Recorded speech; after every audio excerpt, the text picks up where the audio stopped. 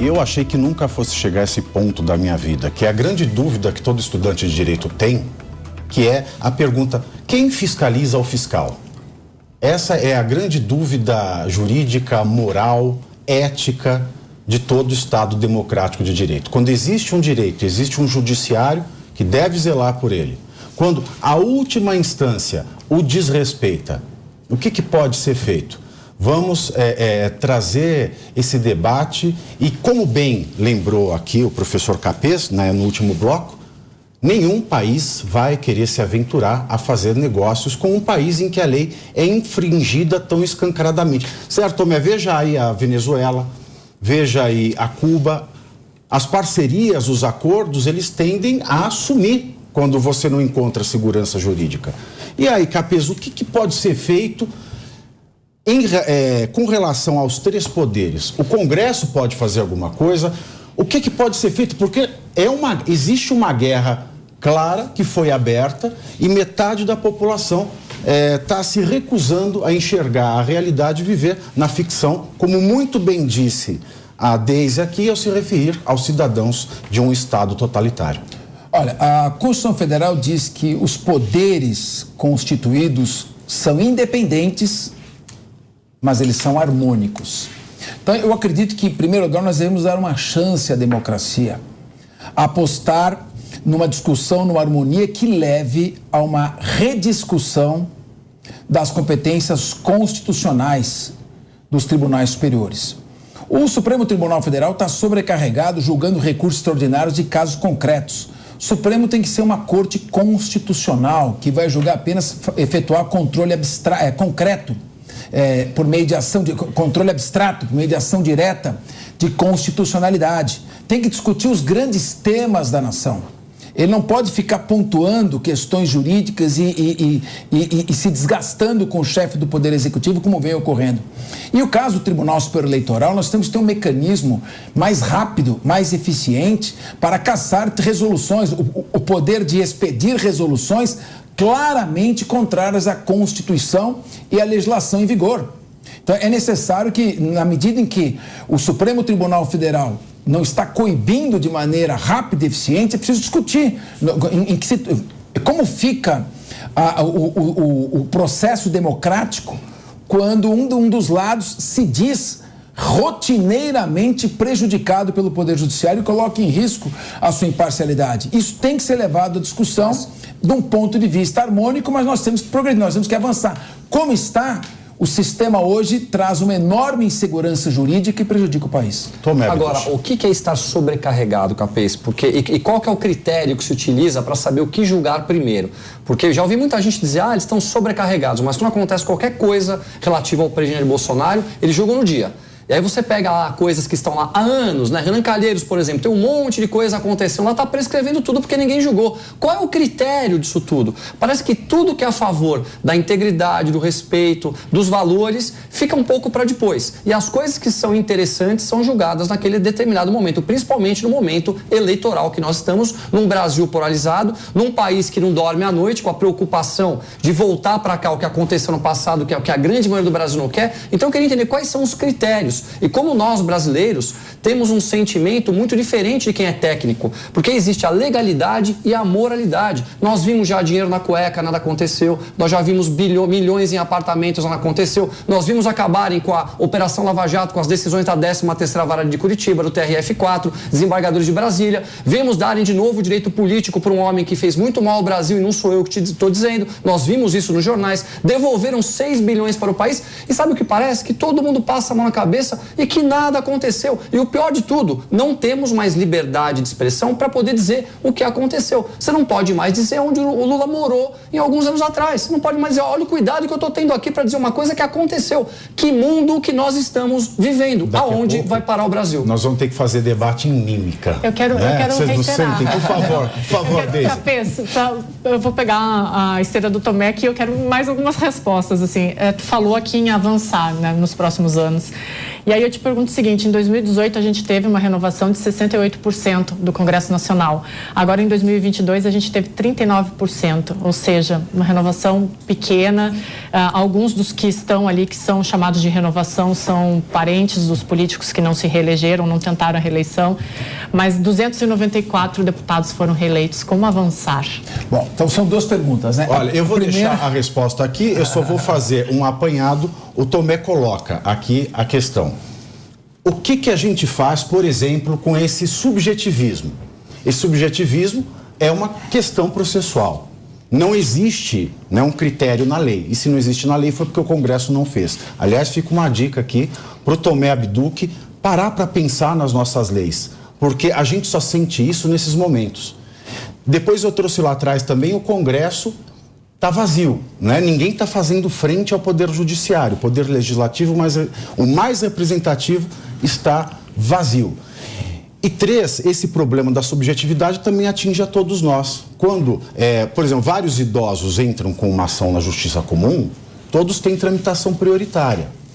Mas o juiz é que escolhe subjetivamente isso. Então, essa subjetividade, essas questões são temas para o Congresso debater. Mas eu volto aqui para a gente voltar a pensar nas soluções dos nossos problemas. O Tomé, de maneira enfática, dirige a mim de forma quase apelativa. Qual o critério, Capês? Qual o critério? Porque você é advogado, Capês. Então eu vou responder de maneira objetiva. Eu vou responder porque ele perguntou muito objetivamente.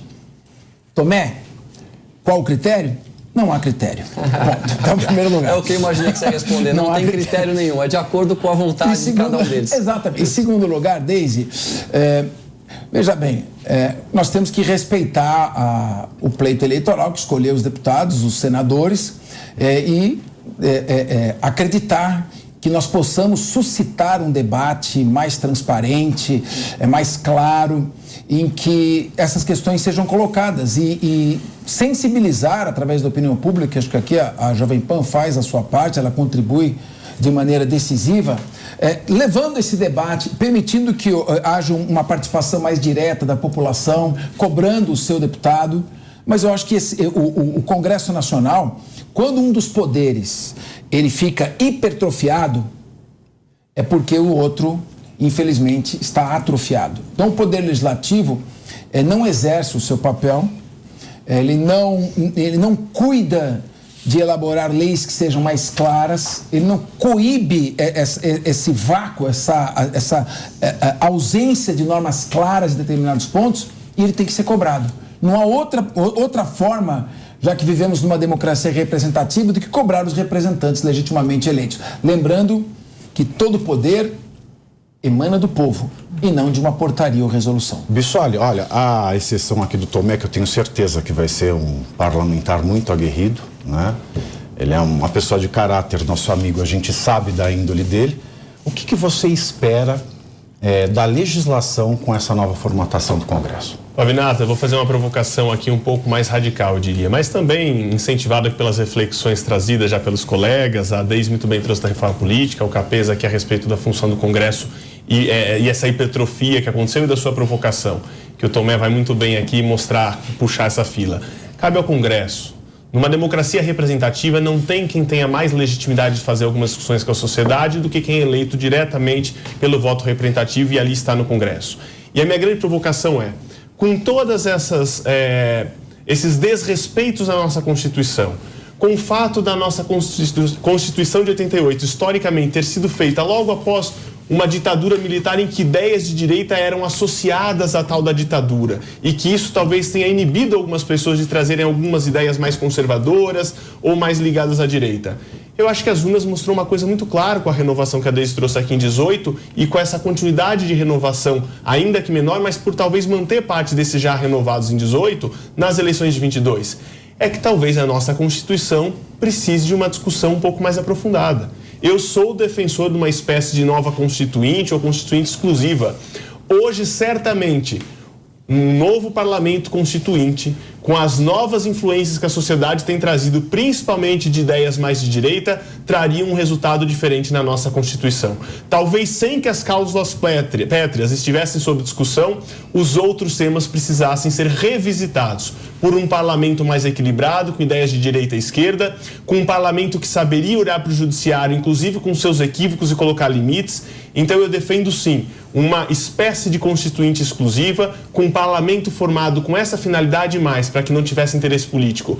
Os parlamentares que atuassem nessa constituinte exclusiva ficariam inelegíveis para sempre, ou seja, uma vez participando disso, não poderiam ser mais candidatos a cargo público nenhum no país, para que não atuassem com interesse próprio, mas sim da sociedade. Eu tenho certeza que a visão seria mais plural, contemplaria muito mais a visão da atual sociedade e traria limites ao judiciário, que hoje tem atuado de forma soberana, dando a última palavra em todas as questões no país. Eu queria só fazer um comentário breve do que você está dizendo, que a democracia acaba quando as principais decisões de uma nação são tomadas por interpretações de homens e não balizadas em nossa Constituição. Porque são as interpretações hoje que dão base ao momento do país que nós estamos vivendo. A Constituição diz uma coisa, mas a interpretação pode dar um outro caminho. Então, ou seja, eles decidem o que eles querem do jeito que eles querem. Está tudo errado no Brasil. Nós precisamos mudar o nosso país. Não dá mais para viver um Brasil assim. O Brasil da impunidade, o Brasil que parece a qual você faz um mal, você é um ladrão ou você assalta o Brasil e nada acontece. Ninguém quer mais isso. Nós cansamos disso. Thiago, o seguinte, que o Ministério Público,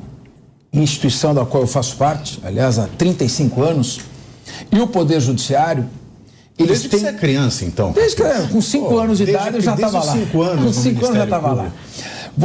Você tem uma legitimidade técnica, ou seja, você efetua um controle de legalidade e de constitucionalidade e o Judiciário vai analisar o exercício desse controle por parte do Ministério Público, que tem o direito de promover ações, realizar investigações. Agora, o controle, o exercício da atividade discricionária, ou seja, que a opção exercida só pode ser feita por quem tem mandato parlamentar ou mandato de poder executivo. O mandato, todo poder emana do povo e é exercido por representantes legitimamente eleitos.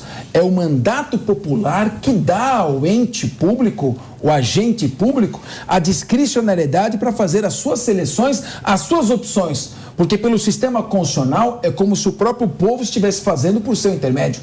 Quando você tem um membro do Poder Judiciário ou do Ministério Público fazendo escolhas discricionárias, além do controle de legalidade, ele está usurpando o poder constitucional que lhe foi outorgado. Eu também acho, e Tomé, eu concordo de fato que a interpretação ela é aqui no Brasil algo incontrolável.